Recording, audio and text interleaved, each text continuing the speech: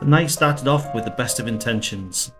The sky was clear, not a cloud in sight, no wind, and everything seemed perfect, and I was settling in for a quiet evening under the stars with my new scope. Everything was going to plan until it wasn't. The astro gods clearly had other plans for me. First, I couldn't get my focus right. Turns out the equipment that I had with my scope isn't compatible with my camera, so that's going to be some extra. And then came the mounts not tracking properly, drifting like a lost ship in space. I realigned, calibrated, and still the stars wouldn't stay put. This leading me with this one singular image. Coupled with the clouds that herald the arrival of a new scope, the wet weather, and the arrival of the summer equinox, one could say that the astro gods were well and truly against me. So we did what any self-respecting astrophotographer would do in this situation, and we did some upgrades. Before I could capture any decent shots, I had to sort out some serious focusing issues. On the first night out, I realised my camera just wouldn't reach the focus that I needed. Turns out I just needed to be a bit closer to the eyepiece, but with the gear that I had, that simply wasn't possible. Now, the easiest fix? A comma corrector. But let me tell you, that is far from the cheapest option. The cheapest one is still around about £160, and as patient as Mrs. Gremlin might be, I don't think I'm going to get away with that one. All I can say is, thank the astro gods for eBay. I managed to snag a comma corrector for half the price, and luckily, Mrs. Gremlin was totally on board with it. However, there are some bargains to be had, such as this Batinov mask. Now, fortunately, not everything in the telescope world costs the same as a small moon, though to be fair, some of it comes pretty close. The good news is there are a few small budget-friendly upgrades you can do that actually make a huge difference to how your scope performs. So after spending far too long down the Google rabbit hole and a little bit of YouTube as well, I came across a little trick that a lot of people swear by. Basically, you can paint the inside of the tube, specifically the secondary mirror housing and the focuser, with a really flat, light-absorbing black paint. Now I know what you're thinking, painting? Really? But here's the thing, those shiny bits can reflect stray light back into the optical path, and that glare reduces contrast in your images. Once you give it a proper blackout treatment, you cut down on all those internal reflections, and suddenly your photo has way more depth and detail.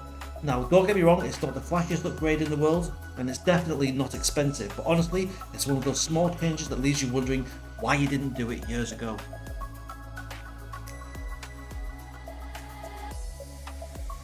Okay, so after completing the painting of the mirror and the focuser, it's finally time to start putting everything back together, because I know what you're thinking, good lord, stop showing me upgrades and show me pictures of the night sky.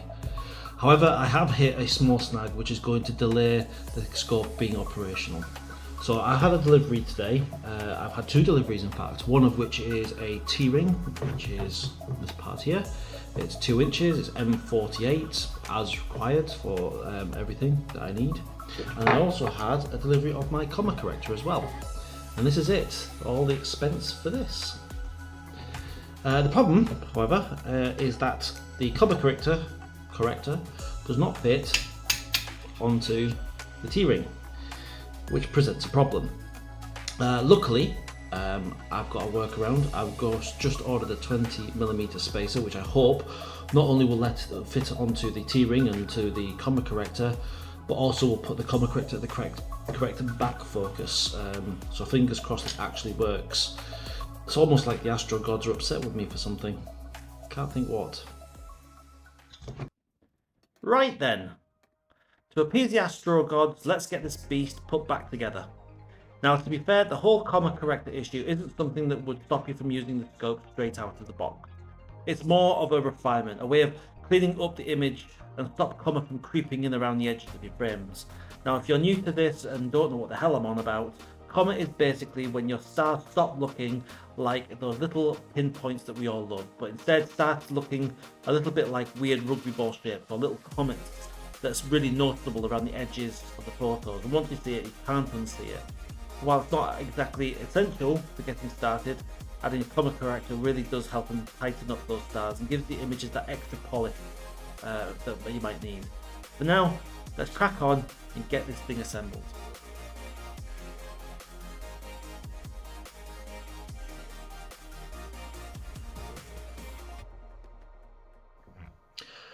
Well, that's it for this video. Hopefully in the next one I'll actually be using the scope rather than tinkering with it and getting the all-important first light. If you've enjoyed this video, or if you're just curious about where in the name of goodness this is going, then please hit like and subscribe. But before we finish, I mentioned before that the astro gods might be upset.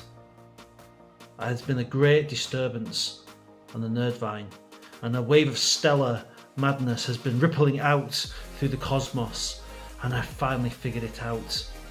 The astro gods were distracted because a galaxy gremlin has been born.